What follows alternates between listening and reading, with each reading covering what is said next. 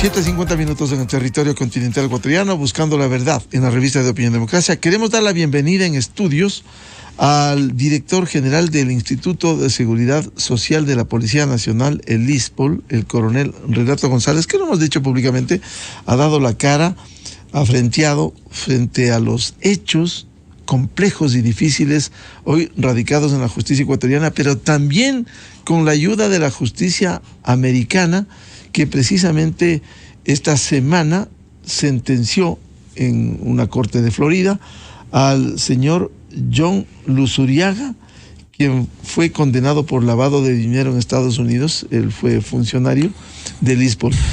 Bienvenido, coronel Renato González. Empecemos diciendo quién fue, recordarle al país, quién fue John Luzuriaga y qué hizo. Buen día. Buenos días, licenciado, y un saludo cordial a todos quienes nos miran y nos escuchan. John Robert Luzuriaga Aguinaga es un tipo que desde el 2010 al 2019 se desempeñó como director de riesgos del ISPOL. Es decir, dentro de sus competencias y habilidades debía ser el primer escudo protector del ISPOL para que las inversiones se realicen de la manera más adecuada y mitigando los riesgos que toda inversión posee. Sucedió todo lo contrario. Tenemos información de que cuando este sujeto se trasladaba a Guayaquil era recibido en limusinas, normalmente participaba de fiestas, de algazaras, porque lo que iba a realizar realmente era una entrega de los recursos del ISPOL a diestra y siniestra. Esta sentencia es importantísima porque ratifica lo que se ha venido manifestando por varios meses. El ISPOL fue víctima de un megatraco, lastimosamente con la participación y complicidad de sus más altos directivos. Me refiero en su momento con los directores generales, director económico financiero, director jurídico, estos directores de riesgo, hasta los jefes de inversiones. Pero también coludidos con estructuras externas al ISPOL, sobre todo los organismos de control de la Superintendencia de Compañías, Valores y Seguros de la época, de la entonces Superintendencia de Bancos, del Ministerio de Economía y Finanzas, del propio Banco Central, de todos los organismos que debían haber puesto su grano de arena para evitar que 950 millones de dólares de la Seguridad Social Policial hayan sido despilfarrados en estos actos de corrupción. Pero además es importante lo que sucedió en Estados Unidos porque a semana seguida, ¿a qué me refiero? La semana pasada, Luis Álvarez Villamar, exgerente de operaciones del DCVALE, y esto no es un tema menor, el DCVALE es el Depósito Centralizado de Compensación y Liquidación de Valores, es decir, el custodio de lo que sucede en el mercado de valores. Este tipo, que también era funcionario de la Bolsa de Valores de Guayaquil hasta hace 2 años, fue sentenciado a 26 meses de prisión y a 3 años de libertad supervisada y admitió haber recibido 2.6 millones de dólares de sobornos de Jorge Chérez. Ahora le tocó el turno a Luzuriaga, quien admitió haber recibido casi 1.4 millones de dólares en sobornos y recibió una pena de 58 meses de prisión y 3 años también de libertad supervisada. Es decir, con esto está confirmado, está ratificado, que esto no se trató de lo que querían decir en su momento, en el año 2020, que era un simple desconocimiento técnico que tal vez tenía fines políticos por la entonces ministra de Gobierno, María Paula Romo, para zafarse de un juicio político que estaba a la expectativa. Por el contrario, le ha dado la razón a la propia doctora María Paula Romo, que tuvo la fortaleza, la valentía, la decisión de denunciarlo esto públicamente, acompañada del entonces comandante general, que hay que reconocerlo, mi general Patricio Carrillo, y también del entonces director general del ISPOL, mi general Jorge Villarruel. Es decir, el tiempo les ha terminado dando la razón, que aquí no había ningún desconocimiento técnico, que el fanfarrón de Chérez, que hacía una agenda de medios muy profusa, era el mentiroso, y lo que aquí se ha confirmado es un megatraco de 950 millones de dólares. Al confesar tanto Luis Álvarez Villamar y John Luzuriaga esta semana, por ello lo sentencian, se está evidenciando que hubo estos actos de corrupción y que irrogaron el daño al ISPOL. Esa es la ventaja del sistema de justicia norteamericano, que sin ser perfecto es mucho más ágil, eficaz y eficiente que el nuestro. Allá recordemos que todo esto empezó judicialmente en febrero del 2021 y mire que menos de 2 años después ya tienen 2 autores confesos y además sentenciados. Y demuestra toda esta trama muy bien elaborada, muy bien estructurada. Como siempre se manifestó una estela de crimen organizado político, económico, transnacional, que estaba manejada, liderada con fines de apropiarse de recursos de la Seguridad Social Policial. Y mucho me temo, licenciado, como yo le he manifestado en varias oportunidades, que todo este trabajo que se dieron para sincronizadamente operar, el ISPOL es el tercer fondo previsional del país y yo no creo que se haya montado solo en contra del ISPOL. Y me parece que tal vez nos llevaremos más adelante ingratas sorpresas con otros fondos que deben estar pasando la etapa de la negación, como le pasó al ISPOL en el 2019. Recuerde que el primer anuncio público de irregularidades en el ISPOL salió a partir de un reportaje de María Belén Arroyo en Vistazo. Y en ese entonces, me sumo yo, el conglomerado policial creíamos que era tal vez algún error, alguna falla, porque creíamos que estábamos en manos de las personas más competentes, más capacitadas y más honestas en el ISPOL. El tiempo nos ha demostrado que estábamos equivocados. Si la justicia de Estados Unidos ha sido más eficiente que la ecuatoriana, ¿qué pasa con tantos casos en el Ecuador? Audiencias fallidas, ¿qué está pasando, coronel? La trama de cómo se montó desde el 2014 el sistema penal y el sistema procesal penal ecuatoriano es muy lamentable. Los delitos contra la administración pública, estos delitos financieros, estos delitos complejos, precisamente tienen una investigación prolongada, pero además la fase procesal tiene una serie de recursos horizontales y verticales, tienen unas acciones en su momento de presentar recursos de recusaciones, de revocatorias, también las apelaciones. ¿Qué implica esto? Que realmente en el país sea muy alentador delinquir contra el Estado. Porque le pongo un ejemplo práctico. Se apropia alguien por ahí de 10 millones de dólares, separa unos 3 o 4 millones de dólares para contratar los mejores abogados, que dicho sea de paso, no sé si tienen control tributario de los recursos que reciben, y los 6 millones se los quedan para ellos. Es decir, las propias defensas se pagan de estos recursos mal habidos. Hay una reflexión sencilla. A Álvarez Villamar y a John Luzuriaga, la justicia norteamericana les tienen confiscados los 4 millones que admitieron haber recibido de sobornos de Jorge Chérez. Mi pregunta es la siguiente. Un abogado en Estados Unidos, por hora, cobra $1,300. Hay dos opciones para que estos jóvenes delincuentes tengan abogados todavía en Estados Unidos. O tienen más dinero, que es lo más seguro, de los recursos que se apropiaron del ISPOL, o hay un financista que por atrás les está pagando los abogados. No hay otra. ¿Cómo ellos, si ya no tienen los recursos mal habidos, siguen todavía con defensas de esa magnitud de Estados Unidos? Es decir, todo esto lo que nos confirma es que los delitos contra la administración pública, los delitos complejos, mire que en el país llevamos 28 meses y no hay un juicio iniciado.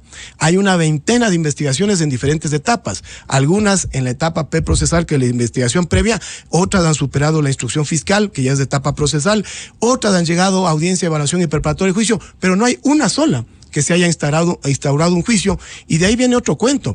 Recién tendremos una sentencia de primera instancia, ellos podrán apelar a una segunda instancia, y como lo hemos explicado en veces anteriores, también tienen una tercera instancia informal, que es la casación ante la Corte Nacional de Justicia. Recién, cuando alguien pierde la casación, se puede hablar de una sentencia ejecutorial.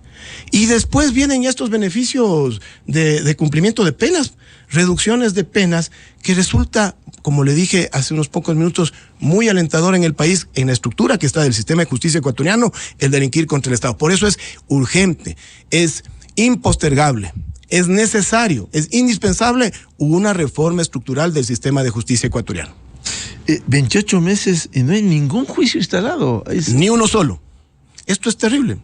Audiencias, acciones, sobreseimientos. Exactamente. Lo que sí ha acontecido es que hay algunas personas que ya han sido sobreseídas, inclusive ratificado esos sobreseimientos. Nosotros no nos hemos quedado tranquilos, hemos planteado inclusive en el caso puntual de el señor Javier Neira Salazar y de la señora Oriana Rumbea, que tienen este sobreseimiento en el tema de Citadel, una acción extraordinaria de protección ante la Corte Constitucional, que es lo que nos queda como recurso. Pero lastimosamente lo que sí vemos es esta tónica, que los diferentes procesos se dilatan tanto, porque además las defensas técnicas de nuestras contrapartes se sincronizan muy bien.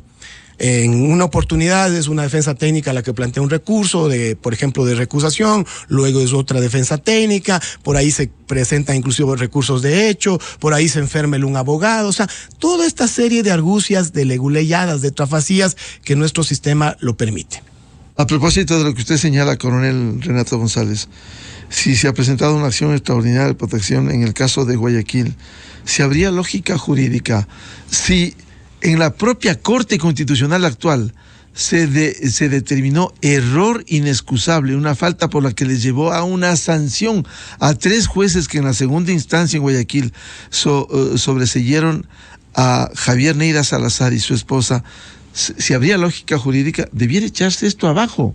Si eran jueces con error inexcusable y sin embargo, pese al error inexcusable que luego les sanciona, dictaminaron este sobreseimiento. Esperemos que así ocurra. Es el caso del juez Carlos González Abad, quien meses anterior al caso ya había sido declarado el error inexcusable por parte de la Corte Constitucional, pero administrativamente no lo suspendía. ¿Y qué sucedió? Recuerde usted que el día lunes, para el caso del ISPOL, él ratificó el sobreseimiento para Neira y para su esposa Rumbea, y al siguiente día falló a favor de devolverle $2.000 millones a los hermanos Isaías. Es decir, 2 graves afectaciones al Estado, y recién el tercer día, el miércoles, ahí sí fue notificada la suspensión de este juez.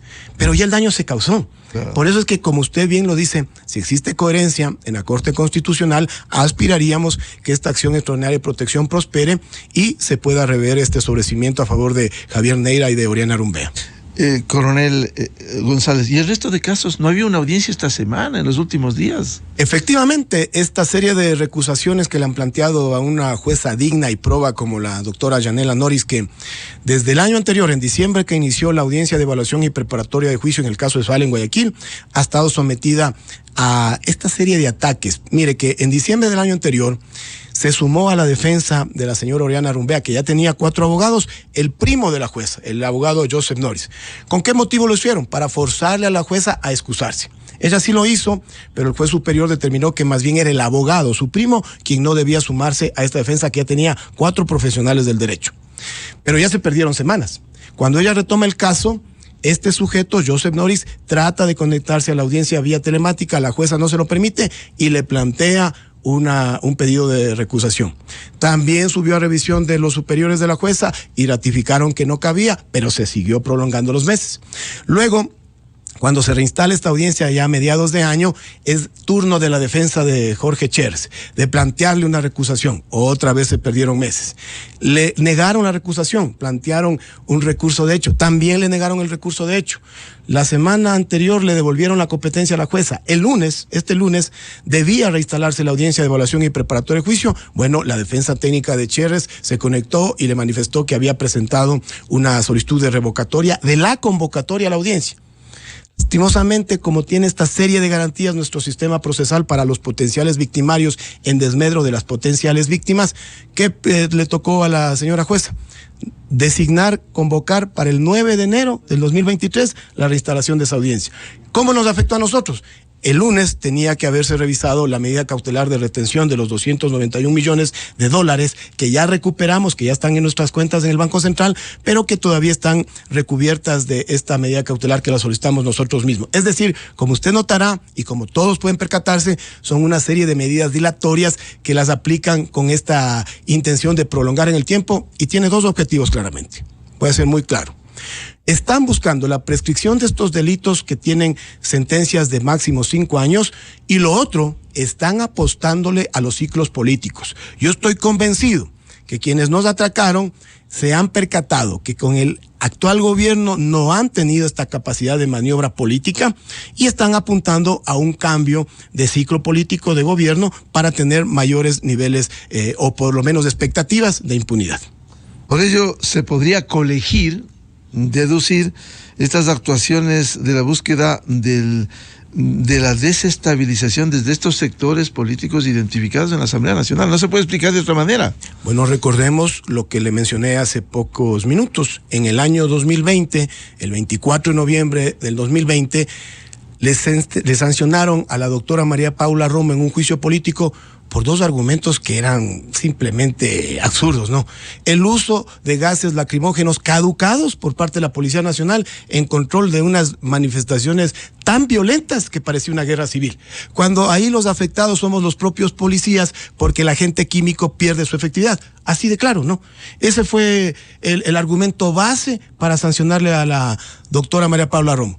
A nuestros ojos claramente se trataba de una represalia, de una repercusión de la denuncia pública que en julio de ese mismo año había realizado por el tema ISPOL y que implicaba la participación de poderes políticos y económicos claramente identificados. Por eso es que cuando los analistas sociales, cuando los expertos en crisis políticas ven los sucesos que, por ejemplo, se intentan en el país, no se le puede atribuir a una sola causa. Es claramente lo que usted abordó con el canciller hace pocos minutos, la presencia del crimen organizado en sus diferentes facetas, en el narcotráfico, en el contrabando, en la minería ilegal, en estos delitos económicos y financieros.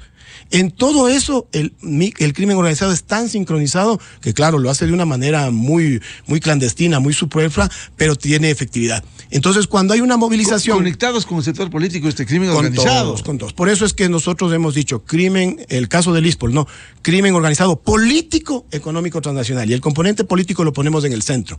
Y le decía que cuando hay una serie de movilizaciones, eso no cuesta $2, $3, eso cuesta millones de dólares, y lo que hay que determinar es quiénes financian esas movilizaciones y con qué objetivos o a qué apuntan.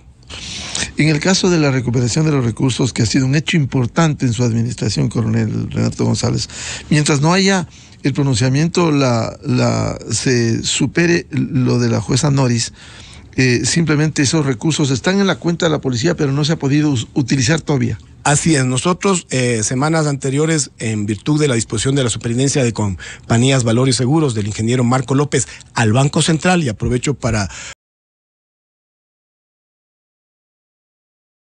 activa participación en este caso de la Procuraduría General del Estado, sobre todo en el periodo del doctor Íñigo Salvador y de el nuevo representante de esta institución, el doctor Larrea. De la Superintendencia de Compañías, Valores y Seguros, que ya lo mencioné, del ingeniero Marco López, y del Banco Central del economista Guillermo Avellán, el ISPOL ya recuperó la titularidad de esos 291 millones. Es decir, ya están en nuestras cuentas. Pero como sobre esos recursos nosotros habíamos planteado esta medida cautelar, nos falta recuperar la disponibilidad. Ahora, a esos 291 millones de dólares hay que sumarle 40 millones de dólares que los hemos recuperado en una serie de las otros segmentos de operaciones irregulares que tuvo el ISPOL, y nos da ya una cifra cercana a los 331 millones de dólares, que es aproximadamente el 41% de lo atracado. Aquí quiero ser infidente, licenciado. El jueves anterior, el señor presidente de la República nos convocó a una reunión en Guayaquil, específicamente en la gobernación del Guayas. Participó el señor ministro del Interior, el ingeniero Juan Zapata, mi comandante general, mi general Fausto Salinas, nuestros equipos jurídicos, y la dirigió el propio presidente de la República. ¿Qué es lo importante de esta reunión? Nos preguntaba el señor presidente cuánto habíamos recuperado y recibió la información. Y cuando nosotros le hablábamos de este porcentaje, me dijo: coronel, en mi anterior trabajo, yo siempre le apuntaba al 100%, así que olvídese de que ya hemos recuperado el 41%, vamos a ir por todo.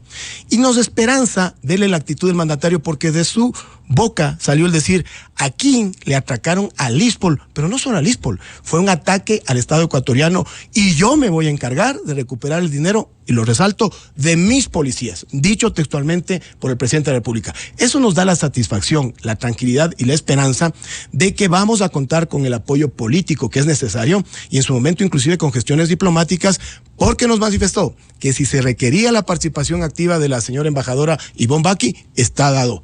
Acabo de estrechar la mano del canciller a la salida, le comprometí, pero no era necesario, porque él ya en reuniones anteriores nos había garantizado que va a estar pendiente del caso ISPOL, pero aproveché para ratificarle, para desearle una feliz Navidad, y ¿sabe también para qué? Para reconocerle algo que a veces en la memoria de los ecuatorianos somos bien ingratos. Ojalá algunos de esos 1.600 jóvenes que fueron repatriados en el conflicto de Ucrania de una manera exitosa, inclusive acompañados de sus mascotas, ojalá alguno de esos 1.600 jóvenes por lo menos le mande un mensaje de agradecimiento al canciller por pasar estas Navidades y el fin de año en su casa, porque estuvieron muchos pendientes de que ese operativo fracase, y yo soy testigo de primera línea de las malas noches, del esfuerzo que hizo el canciller para lograr esa repatriación de nuestros ecuatorianos en forma segura. Entonces, eso es lo que sucede.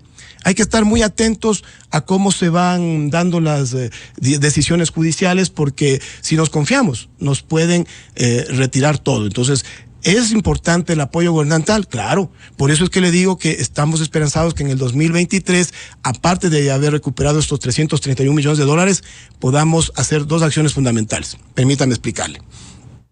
La mal llamada Operación Swap implicó recuperar del Banco Central 291 millones, pero el Citibank ya recibió 195 millones de dólares en años anteriores, y eso hay que liquidarlo, y tienen que devolvernos.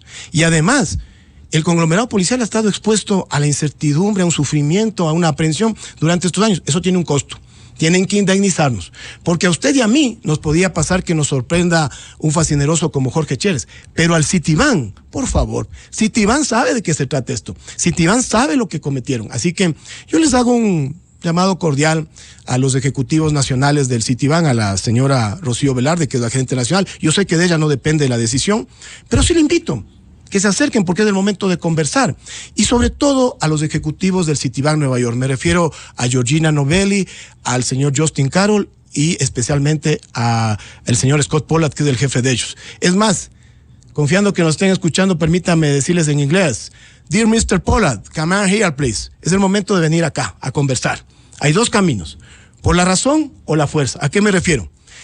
Si son inteligentes los ejecutivos del Citibank, y esto ha sido informado el presidente que vamos a esta etapa, deberían venir acá, nos sentamos, negociamos, liquidamos estos valores que recibieron y cuánto va a ser el monto de la indemnización y se salvan de un problema. Porque de lo contrario, iremos a las cortes norteamericanas, tendrá que intervenir la SEP, que es el organismo de control allá, y va a terminar en lo mismo.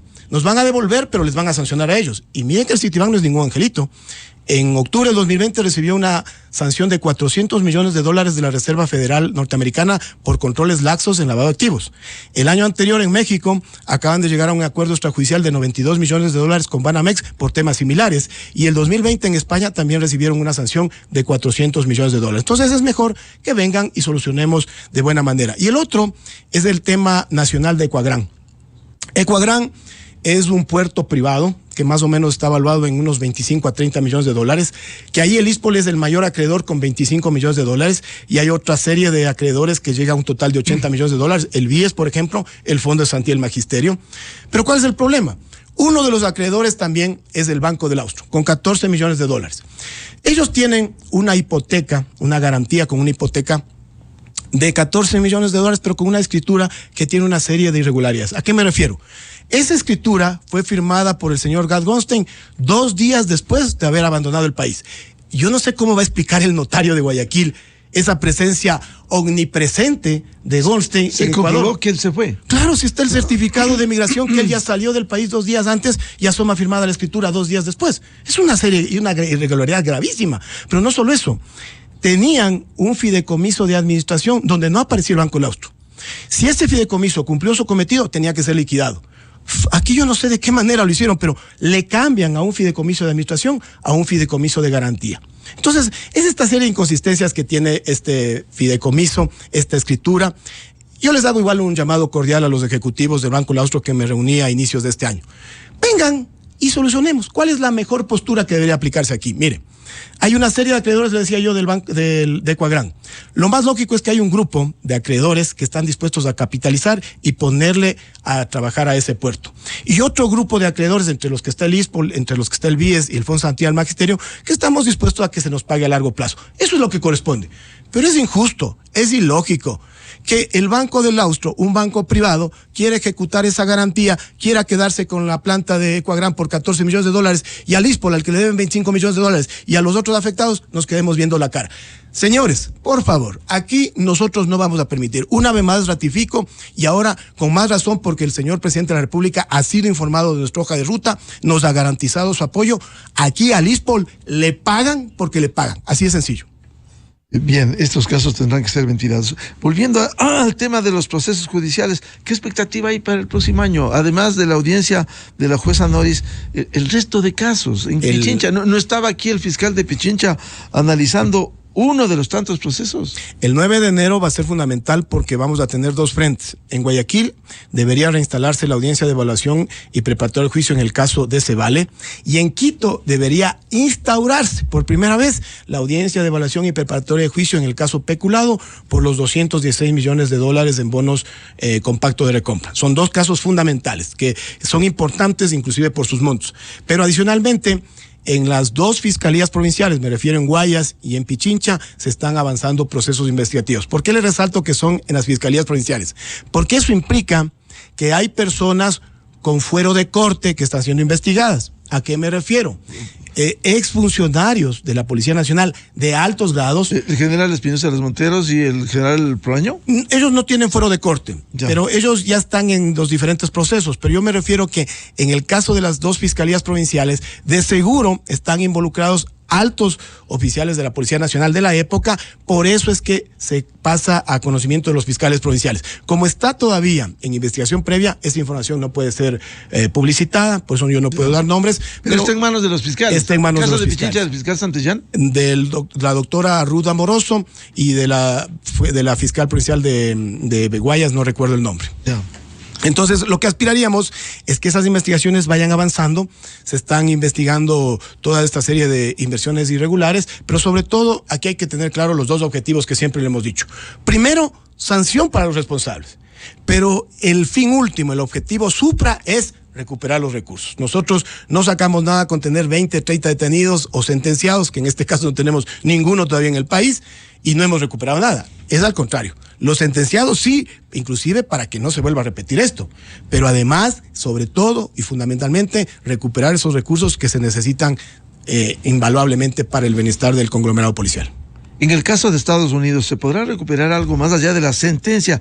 La confesión de los propios actores Luis Álvarez Villamar y John Luzuriaga, sentenciados, ¿se podrá recuperar algo? Sí, estoy convencido que sí. Mire que nosotros en días anteriores ya seleccionamos al consorcio jurídico Expertise, que es la contraparte nacional, y la parte internacional, que es Gideon Fisher. Es un conjunto de abogados israelíes de mucho prestigio, pero que además tienen en su coordinación, en su equipo, a expertos israelíes rastreadores de dinero. Ellos han recuperado valores del terrorismo, así que seguro que los van a encontrar de esta manera, ¿no? Tienen una empresa que se llama Spartacus Intelligence y que van a hacer este rastreo. Pero ¿qué es lo importante? En Estados Unidos, aparte de los valores que manifesté del Citibank que tiene que responder, están confiscados 125 millones de dólares en el Safra Bank. Y ese es el objetivo primordial de nuestro consorcio jurídico internacional. El DCVAL, la actual administración, le planteó un discovery a la Fish Corporation, que es un agente financiero del sur de la Florida y de Centroamérica, que tenía 25 millones de dólares. Que cuando estalla el escándalo en Ecuador, le consultan al señor Cherres del origen de esos recursos y él les dice le pertenecen al ISPOL. Más sin embargo, semanas posteriores le entregan esos 25 millones de dólares al señor Cherres. Es decir, la FIS tiene que responder por eso.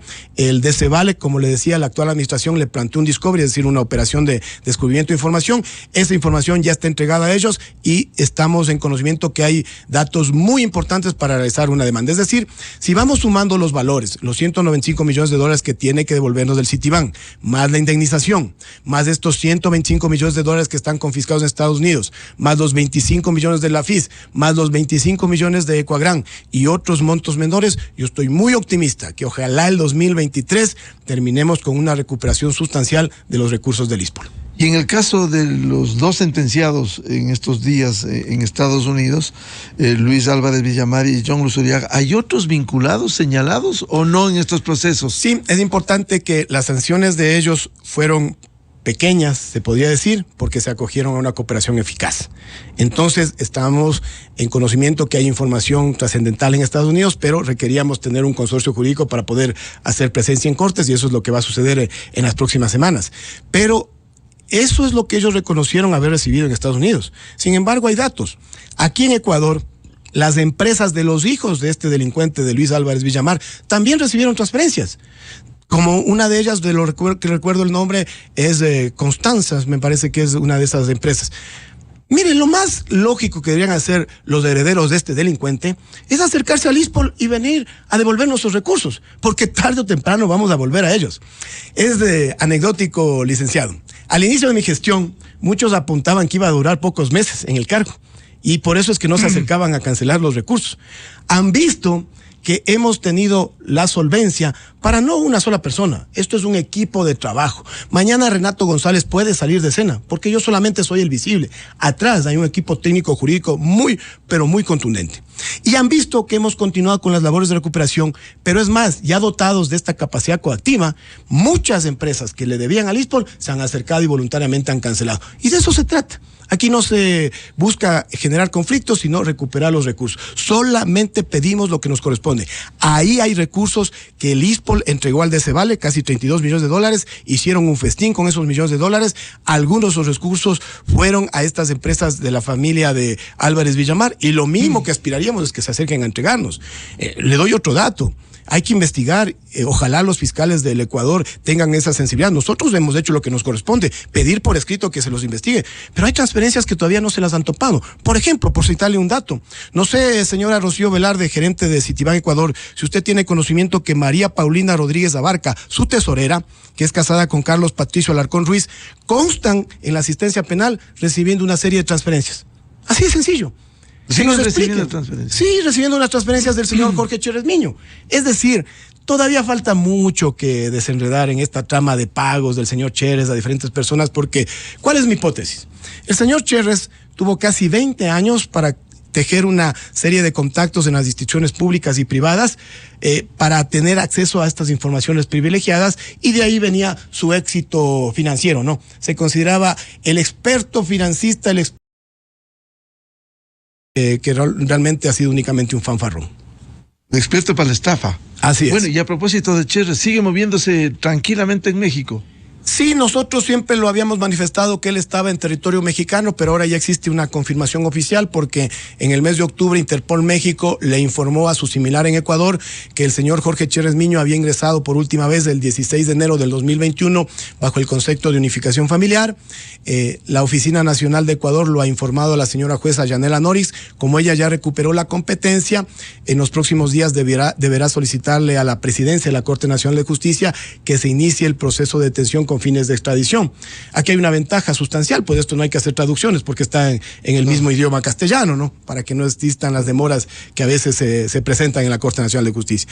Y eso es fundamental porque el señor Cherres, tarde o temprano, tendrá que rendir cuentas. No sé si a la justicia ecuatoriana, pero también a la norteamericana. Allá está declarado prófugo de esa justicia por haber infringido la FCPA, que es la ley contra prácticas corruptas en el extranjero. ¿Y tiene alerta roja del Interpol? Tiene la difusión roja que está vigente en 195 países, incluido o sea que el Ecuador. Interpol de México debiera entregar. Debería entregar, pero menos de Estados Unidos. Consideraciones de carácter político, por eso es que yo le solicitaba al señor canciller el apoyo, que él ya nos lo había expresado directamente, así que esperemos que se den las cosas, pero yo estoy convencido que hay muchas personas que no les interesa que venga el señor Cherres al Ecuador, porque si él en una corte empieza a contar todo lo que sabe, créanme que habrá bastantes novedades.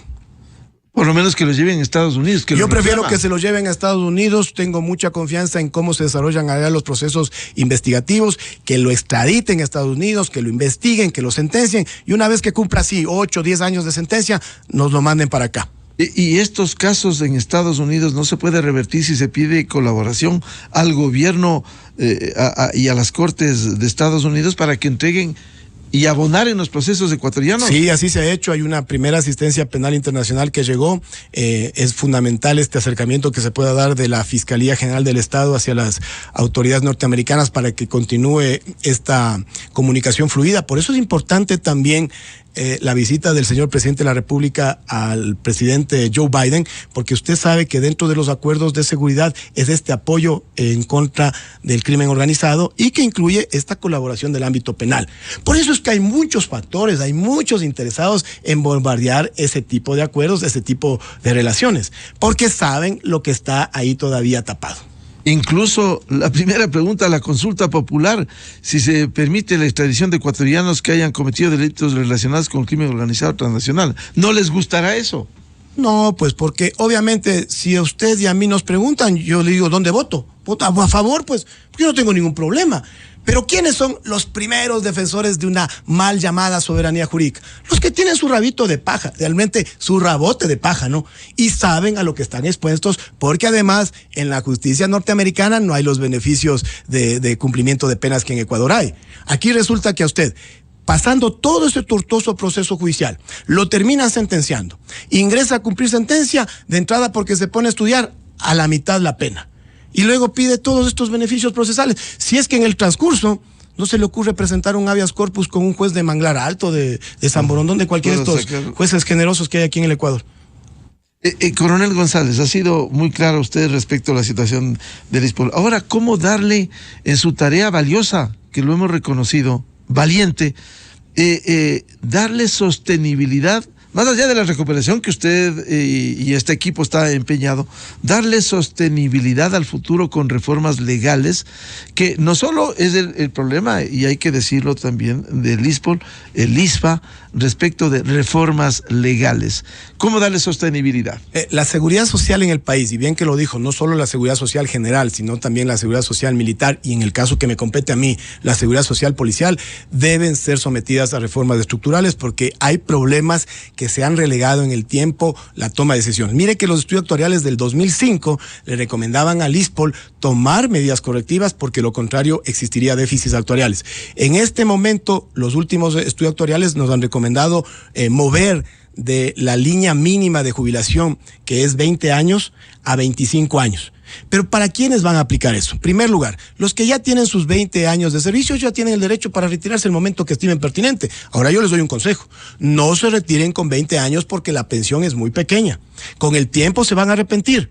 Ahí van a venir las consecuencias. Les estoy diciendo, a mí, cuando me dicen, ¿qué nos aconseja? Prolonguen la carrera lo más que puedan, porque todos esos valores que año tras año van sumando a su pensión es de mejor cesantía, mejor pensión de retiro. Pero hay decisiones que hay que tomarlas. Moverle de 20 a 25 años, ¿por qué? Yo tengo aquí un gráfico que se lo voy a dejar, donde se hace una comparación entre la seguridad social general y la seguridad social policial.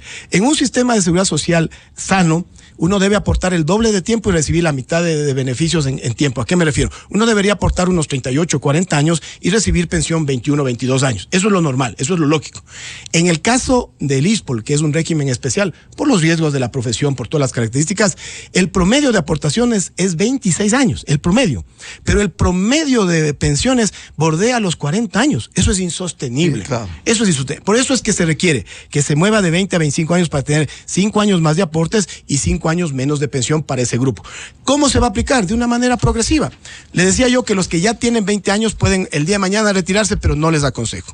Pero los que, cuando salga la ley, que ese es otro tema, si la ley todavía ni sale, recién la hemos mandado a la Asamblea tiene un año para abordarla. Pero también la Asamblea tiene otras prioridades. Ojalá le den prioridad a esta ley. Pero cuando salga la ley, los que tengan 19 años de servicio pasarán a 21 como límite mínimo para acogerse al retiro voluntario. Los de 18 a 22, los de 17 a 23 años, los de 16 a 24 años y los que tienen de 15 años para atrás, es decir, esos que ni siquiera están pensando en retirarse, a ellos se les aplicará a los 25 años. Pero además, lo que se mueve es el límite mínimo para acceder al retiro, pero no se mueve el límite para el cálculo. ¿A qué me refiero? A partir de los 20 años, ellos van sumando un 3% de incremento en su pensión. Es decir, cuando tengan 25 años de servicio, ellos ya van a tener ganado el 85% del techo de lo que pueden aspirar en su jubilación, que empieza inicialmente en el 70% cuando tienen 20 años. Es decir, cuando uno se retira con 20 años, tiene derecho a una pensión que es el factor de cálculo del 70%. Y por cada año va ganando el 3%. Por eso yo les digo, prolonguen, porque cada año que usted gane un 3% para su pensión es de por vida. Y cuando ellos tengan ya la voluntariedad de acogerse al retiro a los 25 años, ya van a tener ganado el 85% del techo máximo de su pensión, así que no hay ninguna afectación. Eso en el tema de años de permanencia en la institución. El caso de aportación que ustedes aportan, si uno compara con el Seguro Social ecuatoriano, aportan mucho más, aportan el 23%. Así es, el aporte personal de los afiliados al ISPOL es del 23.10% y el Estado también nos aporta más, es del 26%. Por eso es que cuando hay criterios antojadizos de personas que dicen, pero es que la pensión de los policías difiere de la pensión de los... Es que hay diferencia. Claro, aportamos 9.45 en el Seguro Social y acá es se aporta. Si aportáramos lo mismo, de acuerdo que debemos recibir no. el mismo nivel de pensión, ¿no? Pero que además es una utopía que se hable de pensiones exorbitantes en el ISPOL. No es así. El promedio de pensiones en el ISPOL no supera los $900. Ese es el promedio, la verdad. Hay casos excepcionales, sí, de las máximas servicio, si alguien sirvió 35, 40 años con un sueldo superior a los 4,000. Hay pensiones altas, pues, sobre todo de los señores generales, pero ¿cuántos años han aportado? 36 años, pero además ellos también han aportado bastante. Yo aporto, claro. Yo mensualmente aporto a la Seguridad Social $800. $800. Entonces no me vengan a decir luego que yo aportando mensualmente $800 me acoja a una pensión de $600. Es ridículo. Claro. O sea, tienen que hablar con conocimiento. Nosotros somos tan transparentes que hasta la propuesta de ley la hemos puesto en nuestra página web para que sea conocimiento público. Aspiran el 2023 que se apruebe en la Asamblea. Aspiremos, porque lastimosamente usted sabe que la Asamblea Nacional a veces se quejan de que coinciden con el Mundial. Ojalá no coincida esto con la Copa América. Muy bien, muchas gracias. Al director general del ISPOL, el coronel Renato González, y déjeme decirle lo que señalamos aquí, la valentía para recuperar, porque ese no es un trabajo ni de usted ni del equipo, es el trabajo por 80,000 familias vinculadas al Seguro Social de la Policía Nacional. Sí, es una misión honrosa. Yo le agradezco que usted tenga esa visión de que es un trabajo en equipo que ha requerido la participación de la cúpula policial, porque sin claro, apoyo la de ellos decisión. tampoco no podríamos hacer nada, ya nos hubieran cambiado hace tiempo. El equipo jurídico y, como le dije, el apoyo político. Por si sin apoyo político, le estoy hablando del Citibank, le estoy hablando del Banco del Austro. Y hay que comprender que sin un apoyo político fuerte, eso se complica al enfrentarse a estos poderes económicos muy grandes. Yo aprovecho para agradecerles siempre el espacio que nos dan aquí y desearle a usted, licenciado, a todo el equipo de Radio Democracia, Radio Exa, y a los ecuatorianos en general una feliz Navidad y un próspero 2023. El coronel Renato González, director general del ISPOL, el Seguro Social de la Policía Nacional, aquí en la revista de Opinión Democracia. Muchas gracias, coronel González. 8:31 minutos en el territorio continental ecuatoriano. Vamos a una pausa publicitaria y ya volvemos para hablar sobre esta alucinación que hay en la Asamblea Nacional sobre un golpe de Estado, y que golpe de Estado blando, igual que luego del 30S del 2010. Siguen hablando, ni siquiera cambian de discurso. Diálogo con José Hernández de Cuatro Pelagatos. Miguel Rivadeneira en la revista de Opinión Democracia. Inicio de espacio promocional y publicitario. Hola, somos Cuida tu Futuro, el programa de educación financiera de Banco Solidario. Hay que estar al día con la tecnología porque te facilita la vida. Las consultas y transacciones financieras a través de Internet te ahorran tiempo y gastos de movilización. Evitan que te expongas a peligros y son fáciles y seguras de usar.